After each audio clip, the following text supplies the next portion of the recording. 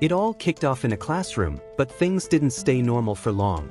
What should have been another day at school turned into chaos, pushing a teacher into a deadly game of survival against his own students. Class had just started, and within minutes, the bell rang to signal recess.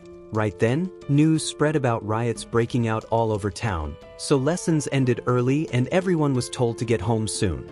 The atmosphere was tense and people all around were blaming Indonesians with Chinese roots for all the rising problems and crime. Crowds were getting rowdy, yelling at the Chinese to leave. On the way out, a bus got trapped by an angry mob.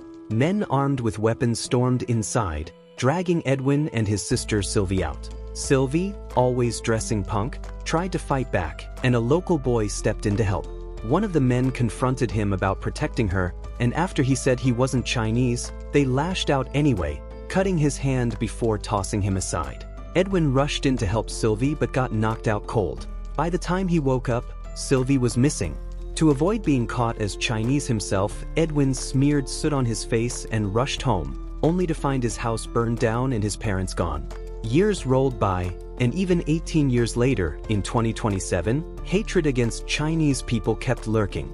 Hardly anyone stood up for equal rights now. Edwin kept himself hidden under a cap and stuck to teaching, but even then, he'd had to switch schools 5 times in just 2 years. Eventually, he ended up at a school for difficult teens. Not that they wanted him there, but most teachers had already left. The students were wild, and with Edwin being Chinese, the challenge was no joke. On his first day, Edwin introduced himself as the new homeroom and art teacher. Straight away, some student made a mocking comment about his name. Jeffrey, the lead troublemaker, called Edwin a clown, but Edwin handled it calmly. Someone tossed something at him, but he brushed it off, calling out the coward hiding in the crowd. At recess, another teacher, Diana, asked how things went. Edwin said it was all right. Just after school, though, the local bullies attacked a Chinese man on the street, smashed up his car, and beat him badly.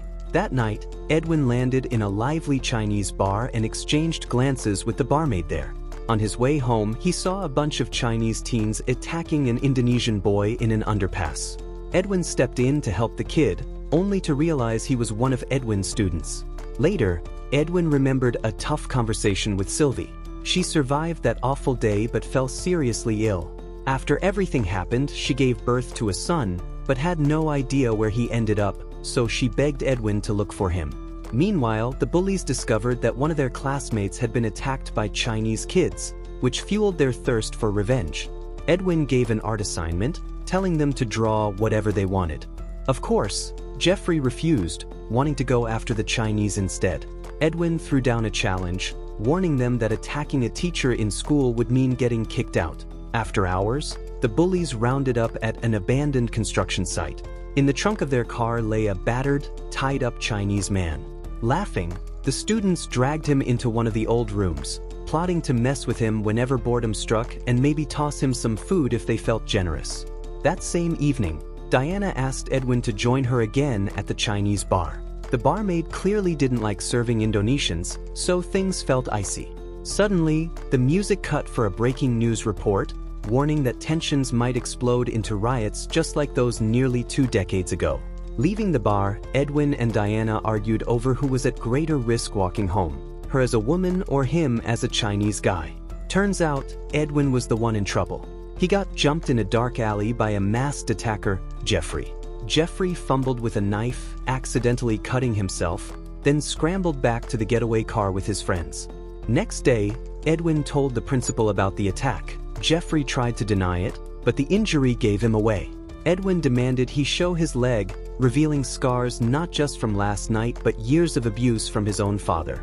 There was no more hiding the truth, and the school decided to kick Jeffrey out. For the first time in a decade, Jeffrey's gang did a full walkout, boycotting Edwin's class. 2 students, Christ and his buddy, weren't like the others and agreed to help Edwin decorate the classroom. But Jeffrey couldn't drop his grudge. That night, Christ and his friends showed up as promised. Diana was already there. News came in that riots were popping off close to the school, so the security guards left, heading home. That's exactly what the bullies wanted. They could roam freely and attack the Chinese with no one stopping them. Jeffrey gathered his whole crew and armed themselves with knives, ready to storm the school. Dodie locked the entrance. Ranga saw them coming and warned everyone. The thugs crept through the hallways, searching desperately for Edwin. He hoped they could all make a break for the emergency exit, but it was locked. At the last moment, the group barricaded themselves inside the gym. Police weren't an option. The riots had them too busy to help. Edwin wanted to go out and face the gang, but the others pulled him back, warning that the bullies already killed somebody and had filmed it for proof. Edwin offered himself up, saying that all they wanted was him anyway. Meanwhile, Rona's father, panicked about his kid, showed up. The teenage thugs let him in, leading him right to the gym. Ranga yelled for her dad to run, but it was too late. The gang started beating him, threatening worse violence. One of the bullies, Shing, hesitated, thinking things had gone too far. But then Gary grabbed a pencil, slowly stabbing Abdu, insisting it was payback. Abdu pleaded his innocence, but Gary wanted none of it. Edwin tried to talk sense into them, but the leader just got angrier. Edwin insisted he'd only give himself up if the others were allowed to get out safely. The thugs pretended to accept the deal, stepping away from the door, but Edwin knew better and pulled the injured man back inside the gym. Ranga was furious, thinking they missed their chance to escape, but Edwin didn't trust the gang's promise. He told them the deal still stands but said he'd go out alone. Ranga and her father were let out first, and Edwin asked them to unlock the gym from the parking lot once outside. Thankfully, the thugs kept their word and didn't harm them. Jeffrey tried rushing the gym again, but Edwin held his ground and locked the door. Minutes dragged by, but Ranga hadn't come back to open the door, and her dad hadn't shown up either, leaving everyone wondering how long they'd really been gone. They weren't gone yet. It turned out Ranga and his dad were still being held hostage. Jeffrey told Ryan to grab some gasoline. Just then, the police showed up outside the school and caught Ryan siphoning fuel from a car. The cops started questioning him, but before anything could get serious, they were called away to deal with the riots. Inside, Abdu was forced down to his knees. Jeffrey threatened Edwin. If he didn't come out into the hall in 5 seconds, he would set Ranga's father on fire. He counted down and then did it. The man burned alive right in front of his son. Shocked and terrified, Ranga jumped up and ran toward the exit, but the door was still locked. 2 thugs with vice grips chased after him. The boy tried to fight back, but Harry tore open his stomach with the tool. Sin broke down crying. Jeffrey quickly realized Sin was the weak spot in their gang, too soft and maybe even ready to betray them. Meanwhile, Edwin confessed to Diana he never wanted to be a teacher. His sister died 2 years ago, and he only started teaching to look for her missing son. He admitted, "I brought Christ here to see if he's really her child." Then Edwin spotted a beam of light on the floor and figured they could crawl through a hole into the abandoned restroom. He climbed into the ventilation shaft and moved forward. At the same time, Sin asked the gang if he could use the bathroom. Jeff and Gary followed him, looking serious. Edwin crawled into the men's restroom just as Sin went inside. The teacher hid in a stall while Sin sat on the toilet, trying to collect himself. Suddenly, Jeffrey burst in and chopped up his so-called friend with a machete. The others were shocked. They realized they were in deep trouble, their lives hanging by a thread. Edwin found the security post and grabbed the emergency exit key. Meanwhile, Jeffrey started banging on the gym doors, ordering Edwin to come out. One thug suggested breaking down the door with a torch from the chemistry room, and surprisingly, it worked. But when they poured in, the gym was empty. Diana and Christos had already escaped through the ventilation shaft. Furious, Jeffrey ordered his guys to split up and search every corner of the school. The fugitives hid in the biology room. Meanwhile, 2 thugs argued over Sin's death, saying Sin deserved it because he was a nerd and a coward, but that didn't mean his own friend should have hacked him apart. Edwin handed Diana the emergency key and told her and Christos to run.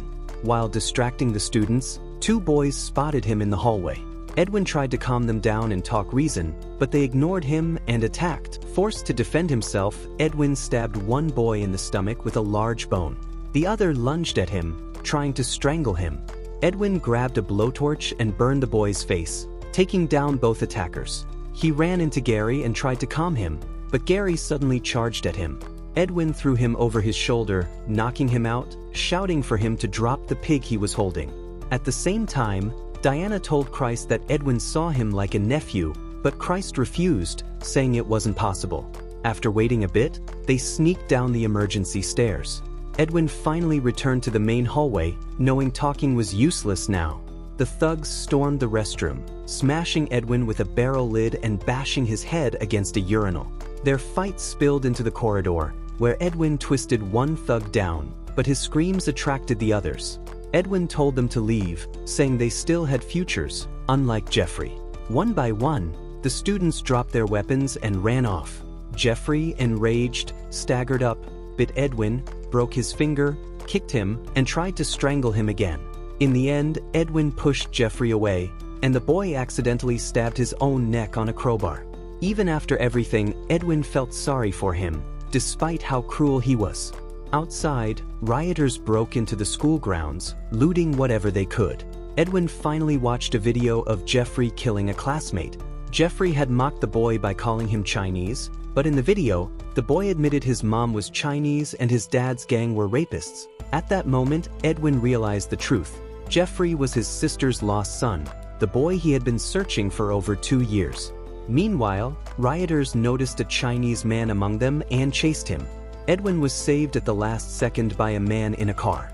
That man was Panka, now grown up.